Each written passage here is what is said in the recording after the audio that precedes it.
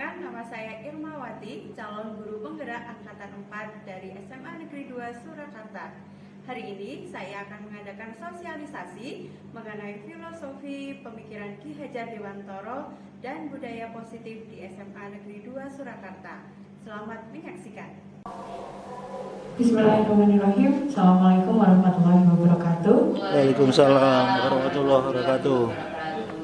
Pertama-tama saya ucapkan terima kasih kepada Bapak Ibu yang telah hadir di ruangan ini memenuhi undangan kami untuk kegiatan hari ini, yaitu sosialisasi pemikiran KHD Ki Hajar Dewantoro dan budaya positif di SMA Negeri 2 Surakarta. Ini merupakan istilahnya kayak diseminasi kami setelah belajar di guru penggerak modul 1.1 sampai dengan 1.4, dan ini adalah waktunya bagi kami untuk menularkan kepada Bapak Ibu guru semuanya. Baik, sosialisasi untuk pemikiran KHD dan budaya positif akan saya mulai dari modul 1.1, yaitu mengenai filosofi dasar pemikiran Ki Hajar Dewantara. Sebenarnya pemikiran Ki Hajar Dewantara yang seperti apa sih untuk pendidikan di Indonesia pada saat ini? Dasar pemikiran Ki Hajar Dewantara itu adalah menuntun, kemudian kodrat anak merdeka dan bermain, pendidikan yang berpihak pada anak, bukan tabula rasa, budi pekerti, petani dan tukang kebun kehidupan. Seperti apa sih dasar pemikiran Ki Hajar ini? Mari kita bahas satu-satu. Yang pertama, menuntun. Maksud pendidikan itu adalah menuntun segala kekuatan kodrat yang ada pada anak agar mereka dapat mencapai keselamatan dan kebahagiaan yang setinggi-tingginya, baik sebagai manusia maupun anggota masyarakat. Jadi di sini pendidikan yang sedang kita lakukan prosesnya ini adalah menuntun anak-anak.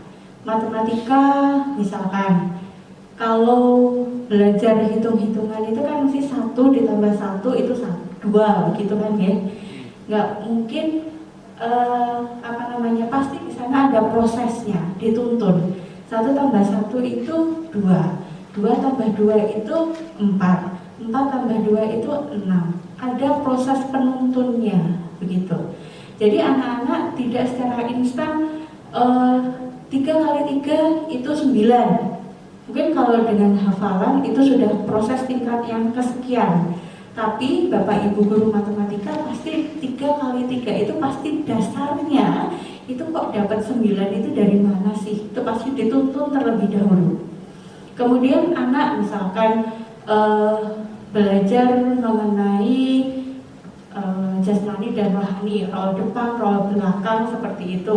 Apakah anak-anak bisa langsung kamu roll belakang, roll depan seperti itu? Tidak, tetapi dituntut terlebih dahulu. Caranya roll depan itu seperti ini, caranya roll belakang itu seperti ini. Hati-hati ya, nanti kalau salah nanti punggungnya jadi sakit, tangannya jadi sakit atau seperti apa. Jadi pendidikan, maksud dari pendidikan itu adalah menuntun kekuatan kodrat yang ada pada anak agar mereka dapat mencapai keselamatan dan kebahagiaan yang setinggi-tingginya baik sebagai manusia maupun anggota masyarakat. Jadi pendidik itu hanya dapat menuntun tumbuh atau hidupnya kekuatan kodrat yang ada pada anak-anak agar dapat memperbaiki lakunya hidup dan tumbuhnya kekuatan kodrat anak. Jadi kita itu bisanya hanya menuntun. Jadi anak-anak sebenarnya punya pilihan, gitu. Punya pilihan. Kita bisa menuntun, kemudian anak-anak punya kekuatan kodrat untuk memperbaiki lakunya. Kemudian tujuan dari pendidikan yang utama itu adalah selamat dan bahagia sebagai manusia dan anggota masyarakat. Di mana filosofi Ki Hajar Dewantoro di sana mengatakan ing ngarsa sung tulodo, ing madya mangun karsa tut uri handayani. Ini maksudnya adalah selamat dan bahagia sebagai manusia dan anggota masyarakat. Kalau kita flashback ke belakang, sekarang kita jadi bapak ibu guru. Ke belakang kita punya bapak ibu guru. Pasti kita punya satu atau dua atau bahkan lebih idola bapak ibu guru. Saya besok tak jadi guru ekonomi saja begitu. Kenapa? Karena dari bapak itu memberikan contoh seperti ini, bapak ini memberikan wejangan seperti ini. Dan akhirnya apa?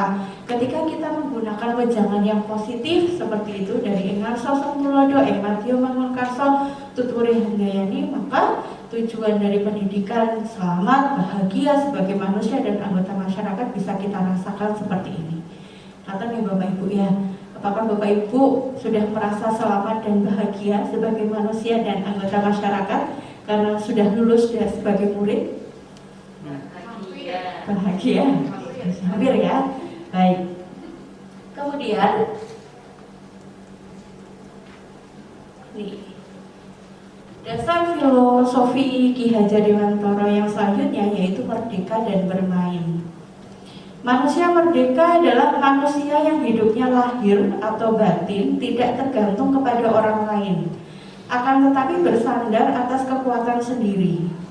Maksud pengajaran dan pendidikan yang berguna untuk kehidupan bersama ialah memerdekakan manusia sebagai bagian dari persatuan. Jadi pada intinya filosofi merdeka ini kalau bisa sih anak didik kita itu memiliki kekuatan untuk bersandar dengan kekuatannya sendiri yang tujuannya tadi kebahagiaan. Kemudian bermain. Bermain adalah salah satu kodrat anak yang mengikut sertakan pikiran, perasaan, kemauan atau tenaga ataupun sering disebut cipta, rasa, karsa. Permainan ini dapat menjadi bagian dari pembelajaran di sekolah. Bapak Ibu mungkin sering menggunakan permainan ini di kelas. Saya sering menggunakan permainan ini di kelas, terutama untuk materi-materi yang sifatnya teori, banyak sekali di ekonomi. Misalkan saya menggunakan talking stick gitu. Kemarin saya menggunakan talking stick. Jadi untuk review materi kemarin saya menggunakan talking stick. Jadi saya nyalakan musik, kemudian saya putarkan kertas pertanyaan yang sudah saya gulung. Kemudian ketika musiknya itu berhenti di sana yang pegang si anak, maka si anak itu wajib untuk menjawab pertanyaannya. Kemudian jika mungkin ada salah, mungkin ada kekurangan, maka teman yang lain itu nanti akan menambah begitu. Jadi itu bisa kita gunakan untuk diskusi, tetapi secara senang-senang begitu. Jadi menggunakan permainan. Filosofi selanjutnya yaitu pendidikan yang berpihak pada anak. Ada ceritanya nih Bapak Ibu. Jadi Ki Hajar Dewantara ini punya pemikiran tentang berhamba pada anak ini tercetus dari suatu penyesalan yang pernah dirasakan oleh Ki Hajar Dewantara sendiri, yaitu ketika menghadapi setumpuk pekerjaan yang belum terselesaikan, tiba-tiba tangis Asti yang tiada hentinya dirasakan sebagai suatu hambatan yang mengganggu tugasnya. Dulu Bapak Ibu yang punya anak kecil kira-kira kayak gini nggak ya? Baru repot-repotnya anaknya nangis, Bu, Mama, Papa, Bunda, seperti itu. Nah, kemudian ketika mendengar tangis Asti itu selalu dengan serta-merta diseret anak itu keluar dan tanpa berpikir panjang. Dibiarkannya Asti kecil menangis di balik hempasan pintu rumah. Salju yang berjatuhan, kok salju? Ya, pada saat itu Ki Hajar Dewantara sedang diasingkan. Ini. Jadi ketika anaknya si Asti itu nangis, kemudian diseret keluar, padahal di luar itu sedang turun salju, begitu. Kemudian tanpa berpikir panjang dibiarkannya Asti kecil menangis di balik hempasan pintu rumah. Salju yang berjatuhan di jendela tiba-tiba menyadarkan kekalutan pikirannya. Dia lari secepatnya lalu dibukakan pintu. dan Asti sudah tampak biru menggigil kedinginan. Suwardi menyesal, sangat menyesal, sambil memeluk anaknya yang sedang tersengal-sengal berurai air mata. Terucaplah kata kasih sepenuh hati, kowe bakal ndak mulyakake salawase, yang artinya selamanya engkau akan aku muliakan. Tuhan mendengar kata umatnya, apa yang akan terjadi, terjadilah. Asti tidak pernah dapat mengurus dirinya sendiri hingga sekarang. Seluruh keluarga selalu berusaha untuk dapat melayani keperluannya. Pengalaman Suwardi menjadi salah satu teori pendidikan dalam perguruan yang dicita-citakan. Jadi dasar pemikiran keberpihakan pada anak itu didasarkan pada cerita yang seperti ini, Bapak Ibu. Nah, jadi apa yang bisa kita lakukan dengan berpihak pada anak? Kalau kemarin di demonstrasi kontekstual di aksi nyata saya di berpihak pada anak itu adalah berawal dari ketika saya mengumpulkan tugas ke fasilitator. Kemudian setelah mengumpulkan tugas itu selalu diberi komentar, diberi nilai, diberi komentar. Nah, ketika sudah diberi komentar, ternyata itu menggerakkan, oh ternyata garapanku itu dikoreksi, garapanku itu ternyata dibaca seperti itu. Nah, ini saya lakukan ke siswa. Jadi tugas-tugas kalau dulu saya berikan itu hanya nilai saja, tapi sekarang saya berusaha untuk nambahi komentar. Ternyata komentar yang positif itu memberikan kita semangat yang positif juga. Oh, berarti besok saya ngumpulin tugasnya tidak boleh terlambat. Mudah-mudahan anak-anak didik kita seperti itu ya, gitu. Nah, ini untuk pendidikan yang berpihak pada anak. Kemudian dasar pemikiran KHD yang selanjutnya yaitu bukan tabula rasa. Maksudnya apa sih? Yang namanya tabula rasa, bukan tabula rasa itu bahwa anak itu sebetulnya bukan kertas kosong. Yang bukan tabula rasa itu sebenarnya anak itu bukan kertas kosong, bukan. Tapi mereka itu sebenarnya ada garis samarnya yang tugasnya kita itu adalah menebalkan garis samar itu sehingga dapat memperbaiki lakunya untuk menjadi manusia seutuhnya. Gitu. Kemudian selanjutnya mengenai budi pekerti. Nah, budi pekerti ini harus kita tanamkan juga dari lingkungan keluarga, kemudian kita tambah di lingkungan sekolah, begitu. Budi pekerti, watak, karakter itu adalah bersatunya atau perpaduan harmonis antara gerak pikiran, perasaan, dan kehendak atau kemauan, sehingga menimbulkan tenaga atau semangat. Lanjut ya. Kemudian filosofi yang terakhir adalah yang namanya pendidik itu adalah petani. Maksudnya apa? Maksudnya pada hakikatnya petani itu kewajibannya sama dengan seorang pendidik, atau pendidik itu kewajibannya sama dengan seorang petani. Yang menanam jagung misalnya hanya dapat menuntut tumbuhnya jagung. Ia dapat memperbaiki kondisi tanah, memelihara tanaman jagung, memberi pupuk dan air, membasmi ulat-ulat atau jamur-jamur yang mengganggu hidup tanaman jagung. Tapi bisa nggak kita menumbuhkan jagung itu jadi tanaman padi? Nggak bisa.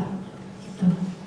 Jadi ini filosofi dari KHD Ki Hajar Dewantara yang pada hakikatnya bahwa petani itu wajibannya sama seperti pendidik.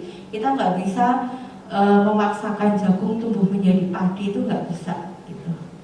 Sama halnya dengan anak-anak, mungkin Bapak Ibu fisika pasti sudah tahu yang pintar fisika itu ini, yang nggak bisa itu ini. Matematika pun sama, kayak akuntansi pun sama. Akuntansi itu saya tidak bisa memaksakan mereka paham banget itu, tidak.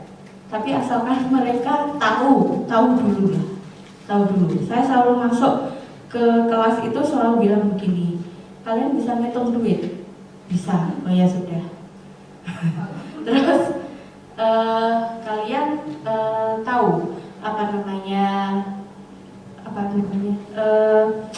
membuat perencanaan keuangan bisa ya sudah gitu.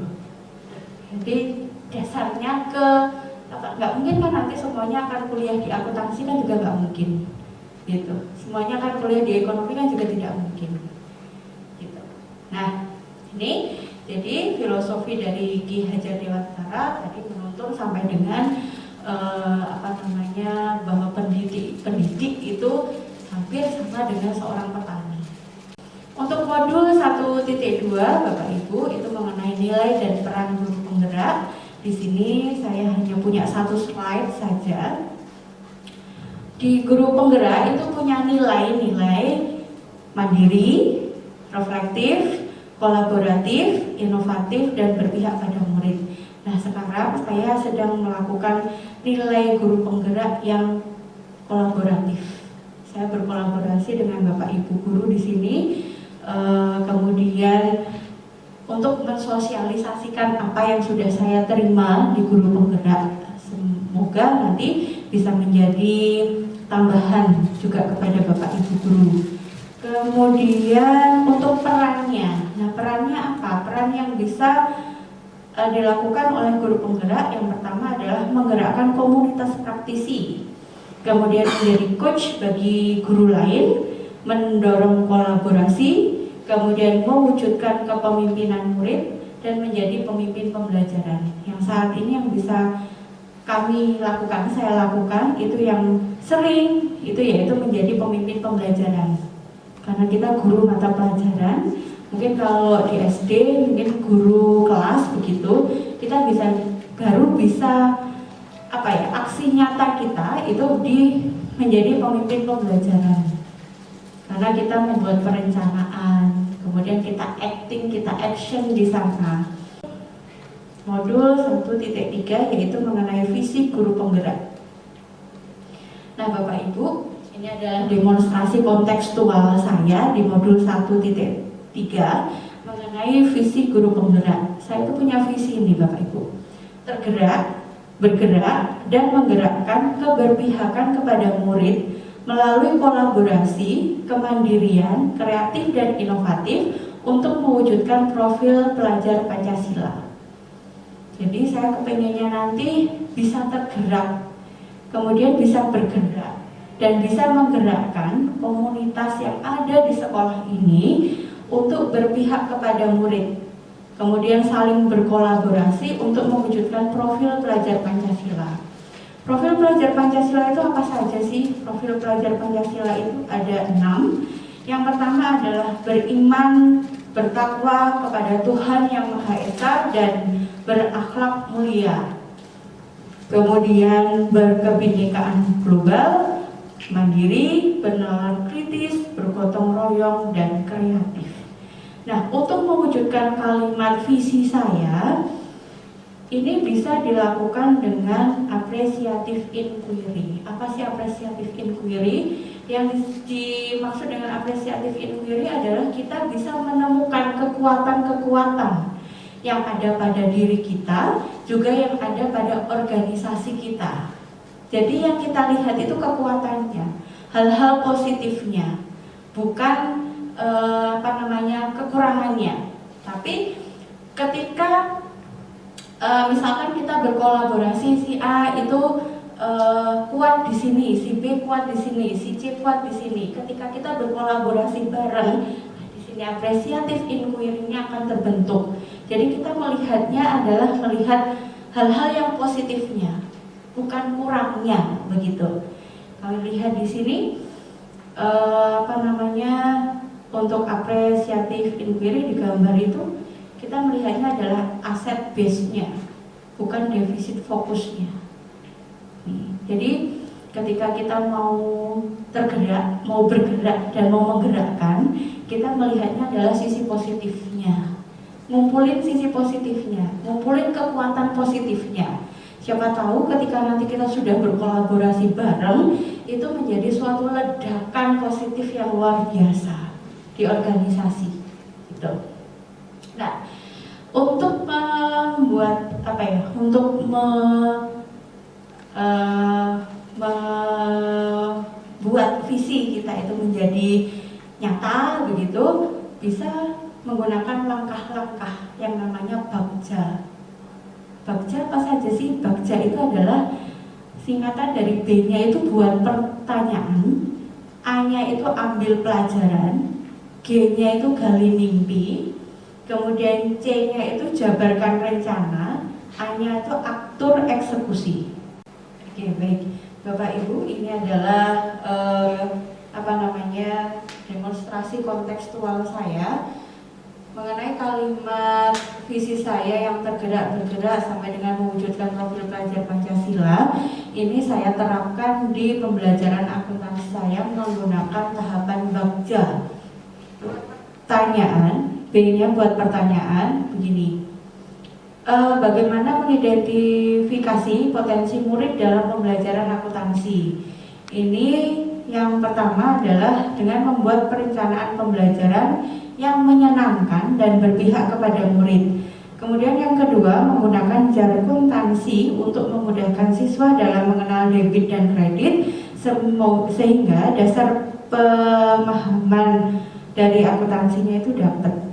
Jadi jargon tansi ini merupakan best practice saya, di mana dulu pada awal-awal saya masuk di SMA 2, kemudian disuruh ngajar kelas 12, itu yang menjadi kendala saya adalah bagaimana menjelaskan debit dan kredit ini dengan mudah, karena debit dan kredit ini merupakan dasar dari akuntansi. Kalau sudah ngerti dasarnya, maka selanjutnya itu akan lebih mudah begitu. Sehingga saya menemukan ini jargon tansi atau jari-jari akuntansi begitu. Kemudian A, B-nya buat pertanyaan, A-nya adalah ambil pelajaran. Hal baik apa yang dapat ditemukan murid dalam pembelajaran akuntansi? Di sana saya tuliskan bahwa belajar akuntansi itu mudah dan menyenangkan karena mengetahui konsep dasarnya dengan baik. Kemudian belajar akuntansi merupakan siklus dari tahap ke tahap sehingga siswa antusias untuk mengikutinya. Jadi kalau kepotong di tengah ya sudah, belakangnya jadi tidak tahu, tidak mudeng gitu. Kemudian G, gali mimpi. Bagaimana pembelajaran akuntansi dapat menumbuhkan potensi murid dan mengembangkannya dalam kehidupan sehari-hari. Di sana saya tuliskan pembelajaran akuntansi yang menyenangkan, kemudian memastikan siswa memahami konsep dasar dalam belajar akuntansi, kemudian menyisipkan cerita yang berhubungan dengan akuntansi. Kemudian C, jabarkan rencana. Kegiatan apa yang dapat dilakukan dalam pembelajaran akuntansi untuk mengidentifikasi potensi anak? Yang pertama yaitu membuat perencanaan pembelajaran yang menyenangkan, kemudian mencari bahan untuk literasi keuangan, kemudian membuat proyek sebagai bentuk aplikasi siswa setelah belajar akuntansi. Kemudian yang terakhir yaitu atur eksekusinya. Bagaimana mengevaluasi proses KBM yang dapat mengidentifikasi potensi anak? Yang pertama, membuat tugas mandiri yang berbasis proyek sebagai bentuk pemahaman siswa dalam belajar akuntansi setiap siklusnya. Kemudian berkolaborasi dengan rekan guru MGMP untuk melaksanakan proses evaluasi, menyisipkan studi kasus dalam evaluasi untuk mengetahui pemahaman siswa dalam literasi keuangan, dan membuat refleksi untuk setiap akhir pembelajaran. Nah, ini adalah bagja, tahapan bagja yang saya lakukan. Bapak Ibu, ini mengenai budaya positif, apa saja yang terdapat di dalamnya. Yang pertama yaitu disiplin positif, kemudian posisi kontrol, keyakinan kelas, dan restitusi atau segitiga restitusi. Disiplin diri. Disiplin positif itu sama dengan disiplin diri. Disiplin diri itu membuat orang menggali potensinya menuju sebuah tujuan apa yang dia hargai. Namun dalam budaya kita, makna kata disiplin telah berubah menjadi sesuatu yang dilakukan seseorang pada orang lain untuk mendapatkan kepatuhan. Benar nggak Bapak Ibu? Betul ya? Masuk jam 7.00 gitu. Disiplin? Ya. disiplin. Tapi bagaimana? Itu untuk mendapatkan apa? Kepatuhan. Pokoknya melakukannya jam itu. Kalau telat, ada konsekuensinya. Kecenderungan umum adalah menghubungkan kata disiplin dengan ketidaknyamanan, bukan dengan apa yang kita hargai atau pencapaian suatu tujuan mulia. Seringnya begitu nggih Bapak Ibu nggih? Sekarang. Karena ada pergeseran makna. Yang dulu disiplin itu adalah menggali potensi menuju sebuah tujuan apa yang dia hargai, sekarang disiplin lebih kepada untuk mendapatkan kepatuhan. Nih. Kemudian posisi kontrol. Bapak Ibu, ini posisi kontrol. Kita mau jadi apa? Atau posisi kita seperti apa sekarang ini? Monggo kita lihat bersama-sama. Ada 5 posisi kontrol Bapak Ibu. Bisa jadi penghukum, bisa jadi pembuat orang merasa bersalah, bisa jadi teman, bisa jadi pemantau, bisa jadi manajer. Nah, kita sekarang posisinya sebagai apa? Mari kita lihat. Misalkan ini, menghardik, menunjuk-nunjuk, menyakiti, menyindir, itu yang guru perbuat. Menghardik, nunjuk-nunjuk, nyakiti, nyindir. Kemudian gurunya berkata, kalau kamu tidak melakukannya, awas ya, rasakan. Kira-kira anak kalau sudah dikatakan seperti itu terintimidasi atau tidak Bapak Ibu? Iya. Nah, hasilnya apa? Hasilnya justru anak nanti akan memberontak, menyalahkan orang lain, bisa jadi berbohong. Ya enggak? Ya kan? Kamu tidak masuk kan? Kamu bolos kan? Mestinya ya dia bolos, tapi mungkin dia nanti akan bilang, oh tidak Bu, saya tidak masuk itu karena sebenarnya saya tidak bolos, tapi saya di rumah membantu orang tua dan sebagainya, berbohong. Jadinya seperti itu efeknya, hasilnya. Kemudian kaitannya dengan dunia berkualitas bagaimana? Murid nanti akan meletakkan guru itu di luar dunia yang berkualitas. Bapak Ibu guru saya senangannya nyengeni, sukanya marah-marah, sukanya menghardik, sukanya menunjuk-nunjuk, sukanya menyakiti. Apa? Posisi kita akan di luar dunia yang berkualitas. Kemudian murid nanti akan berkata gimana? Biarin aja, nanti juga marah-marah lagi, gitu kan? Kalau posisi kita sebagai penghukum. Terus dampaknya pada murid apa? Mengulangi kesalahannya. Nanti kalau saya gini paling bapaknya itu marah-marah lagi, gitu kan? Penghukum. Nah, kemudian kalau posisi kontrol kita sebagai pembuat orang merasa orang bersalah. Guru berbuat apa? Mungkin berceramah, kemudian mengatakan seharusnya itu kamu nggak kayak gini loh. Ibu tuh kecewa banget. Nah, ini sudah mulai merasa menjadi oh iya ya. Terus gurunya berkata, kamu seharusnya sudah tahu, ibu tuh lelah sekali mengatakannya. Ibu jadi stres. Kayak gitu. Jadi itu menjadi orang membuat orang merasa bersalah. Kemudian hasilnya nanti adalah menyembunyikan, menyangkal, dan berbohong. Kemudian kaitannya dengan dunia berkualitas apa? Mungkin murid nanti akan meletakkan guru di dalam dunia berkualitas. Oh iya ya, saya tuh jadi merasa bersalah. Gitu. Seharusnya saya itu tidak seperti ini. Begitu. Kemudian murid akan berkata apa? Maafkan saya ya Pak, maafkan saya ya Bu. Nah, dampaknya pada murid apa? Merasa rendah diri. Gitu. Kalau posisi kita sebagai pembuat orang merasa bersalah.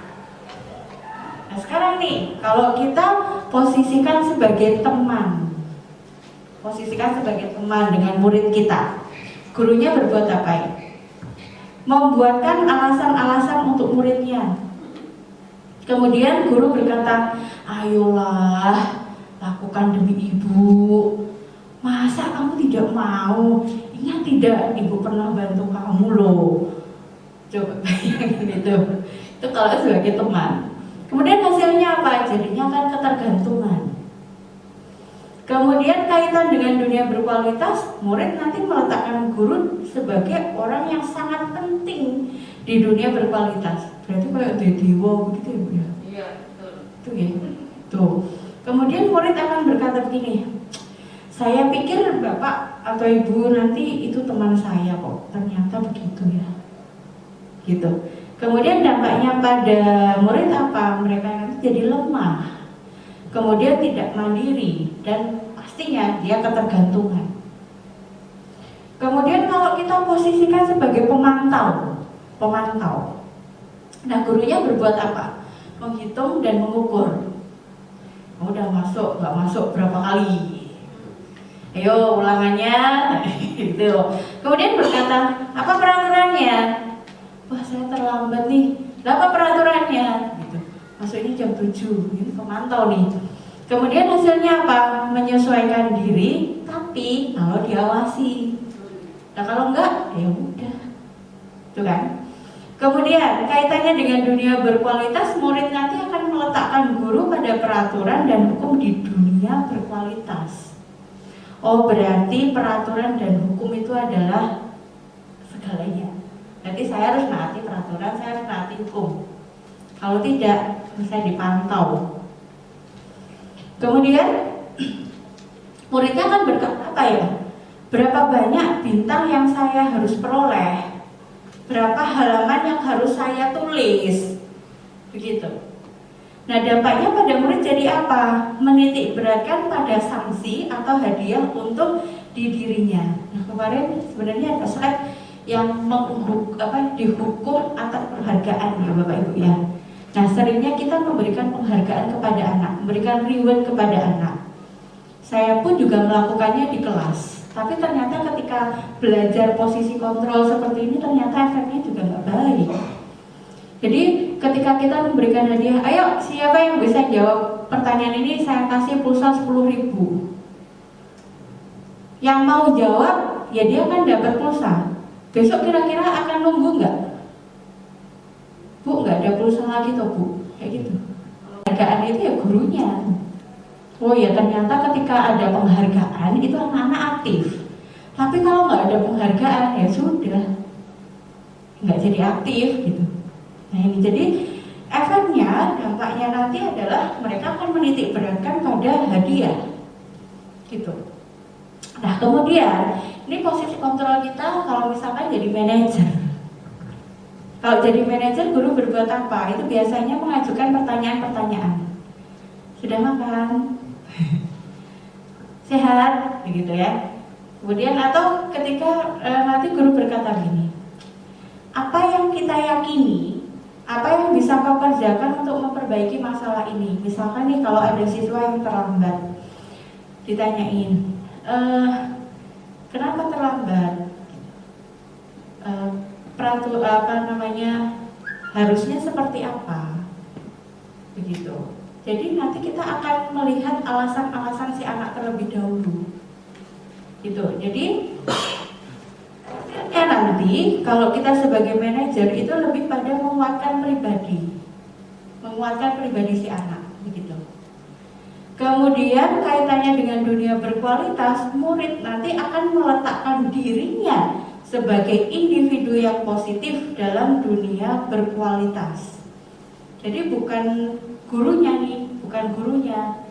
yang diletakkan pada dunia yang berkualitas, tapi nanti dia akan meletakkan sebagai individu yang positif dalam dunia berkualitas. Kemudian murid akan berkata bagaimana caranya saya bisa memperbaiki keadaan. Nah ini sudah baik nih. Bagaimana caranya saya bisa memperbaiki keadaan. Kemudian dampak pada muridnya apa? Murid nanti akan mengevaluasi diri. Kemudian bagaimana cara memperbaiki dirinya. Nah ini posisi kontrol Bapak Ibu. Jadi kita mau jadi penghukum, kita mau jadi pembuat orang merasa bersalah, teman, pemantau atau manajer, monggo. Ini kita sekarang posisinya ada di mana? Tuh. Nah, sebenarnya ketika kita melihat kasus-kasus di dalam murid kita, itu kembali ke sini, kebutuhan dasar manusia. Jadi manusia itu sebenarnya butuh untuk cinta kasih, butuh rasa memiliki dan dimiliki, kemudian butuh penguasaan, butuh kebebasan, dan butuh kesenangan. Kayak kemarin nih kasus di muridnya Pak Istanto, di anak perwaliannya Pak Istanto. Itu saya tuh butuh nyaman sekolah di sini begitu.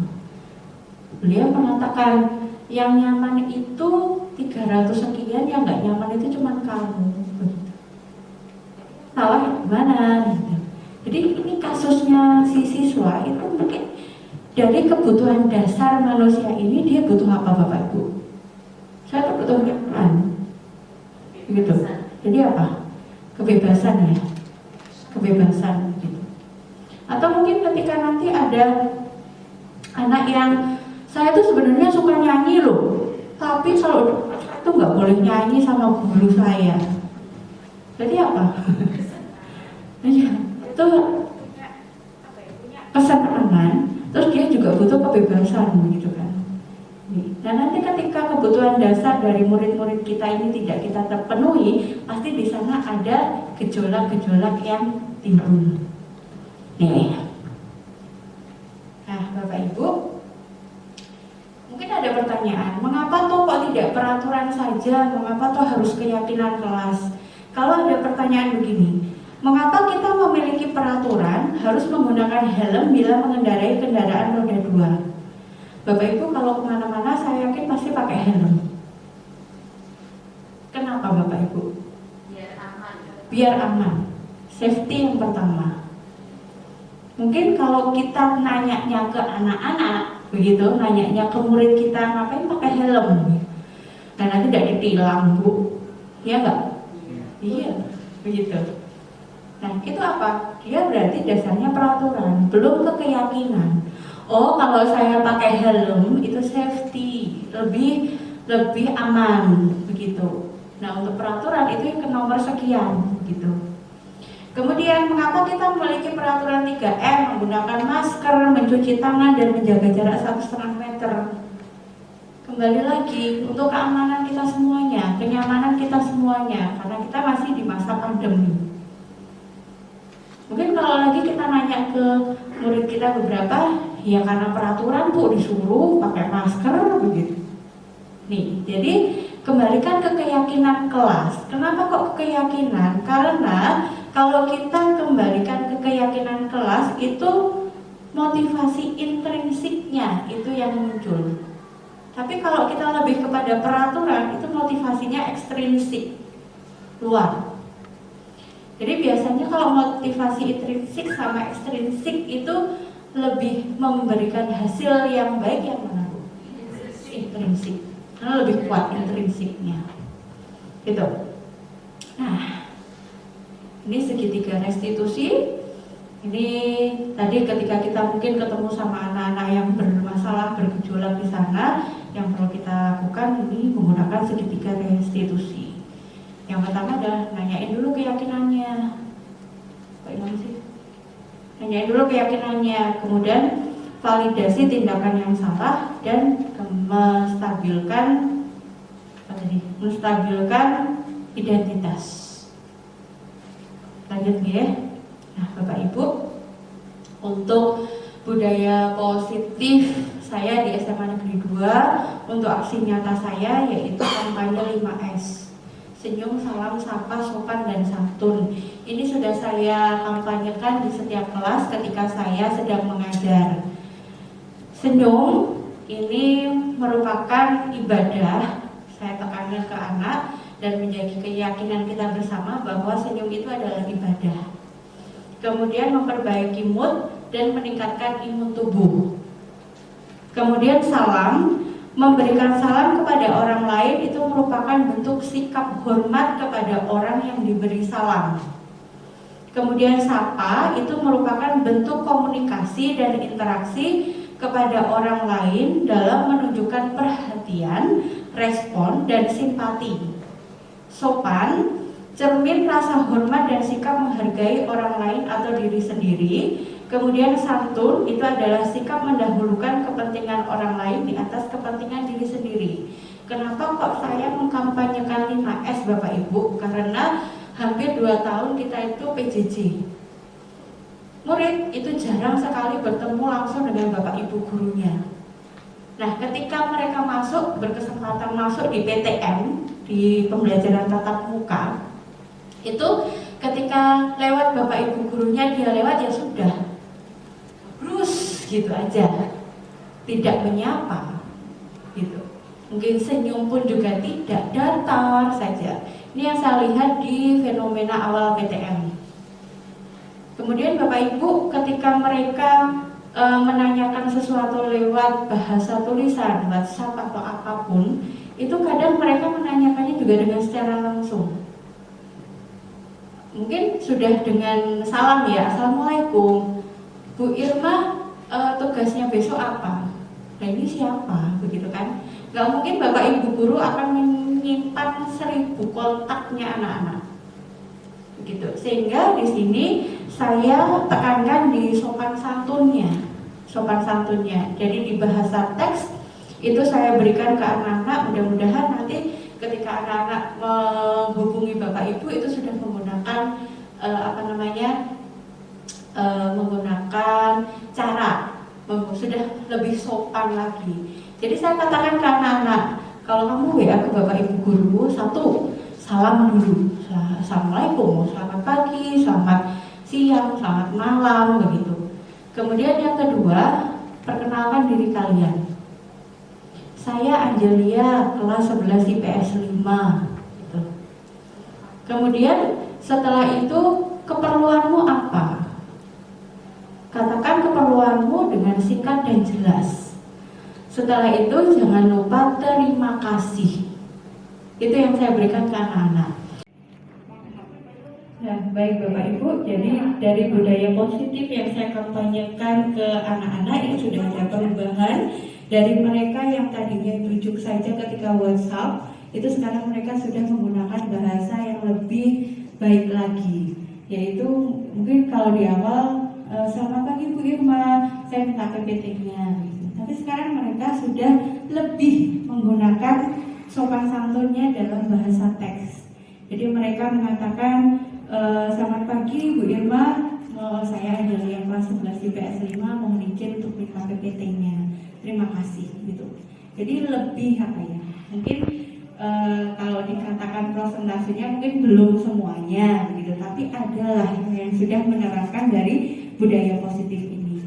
Kemudian ini kampanye 5S, senyum, salam, sapa, sopan dan santun. Ini saya kampanyekan setiap kali saya masuk ke kelas yang saya ajar, baik di kelas 11 maupun di kelas 12 IPS. Dan insya Allah ini mudah-mudahan anak-anak sudah ada perubahan, sudah ada terlihat dari budaya positif mereka. Begitu.